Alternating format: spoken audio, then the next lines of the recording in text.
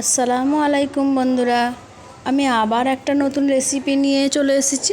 চলো দেখা যাক। এই রেসিপিটার নাম হলো ফ্রাই চিলি চিকেন। প্রথমে আমি চিকেন নিয়ে নিচ্ছি, তারপরে আমি হাফ চা চামচ নুন দিয়ে দিয়েছি।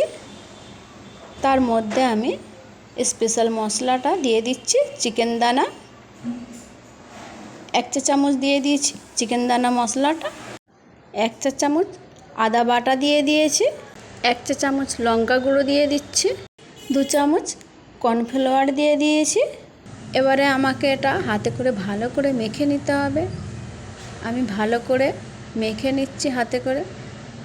দেখো, এটা আমার মাখা হয়ে গেছে, কত সুন্দর লাগছে। এবারে আমি চুলোয় একটি কড়া বসিয়ে দিলাম।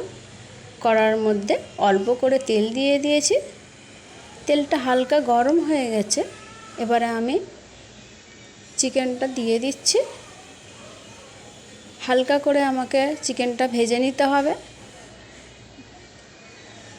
এভাবে আমি ভেজে নিচ্ছি। দেখো, চিকেনগুলো আমার ভাজা হয়ে গেছে। আমি সবই একটু একটু করে তুলে নিচ্ছি। এভাবে তুলে নিতে হবে। এবারে আমি পেঁয়াজ কেটে নিয়েছি, লঙ্কা কেটে নিয়েছি, শিমলা মির্চ কেটে নিয়েছি, আদা নিয়েছি। এগুলো তো সবই লাগবে, তবেই চিলি চিকেন হবে। দেখো, আমি যে কড়াই তেলটা ছিল চিকেন ভাজা, ওই তেলটার মধ্যেই পেঁয়াজটা, শিমলা মির্চ আমি সবই দিয়ে দিলাম একসঙ্গে। আদা কুচিও দিয়ে দিলাম। এবারে আমি ওটাকে নেড়ে নিচ্ছি। এভাবে ভেজে নিতে হবে। দেখো, আমার ভাজা হয়ে গেছে। এবারে আমি চিকেন ভাজাটা ওর মধ্যে দিয়ে দিচ্ছি। দিয়ে হালকা করে এদিক ওদিক করে নেড়ে নেব। নেড়ে নিয়ে এটা আর একটু হালকা করে ভেজে নিতে হবে।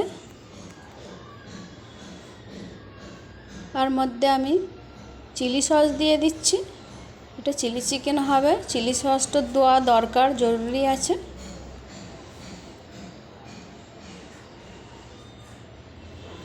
এবারে আমি সোয়া সসও দিয়ে দিচ্ছি 1 চা চামচ। দিয়ে এটাকে আমি ভালো করে নেড়ে নিয়েছি। দেখো কত সুন্দর না হয়েছে চিলি চিকেনটা। আমার তো চিলি চিকেন পুরো রেডি। বন্ধুরা, আমার এই ফ্রাই চিলি চিকেনটা রেসিপি তোমাদের যদি ভালো লাগে তাহলে লাইক, কমেন্ট, সাবস্ক্রাইব করতে ভুলবে না।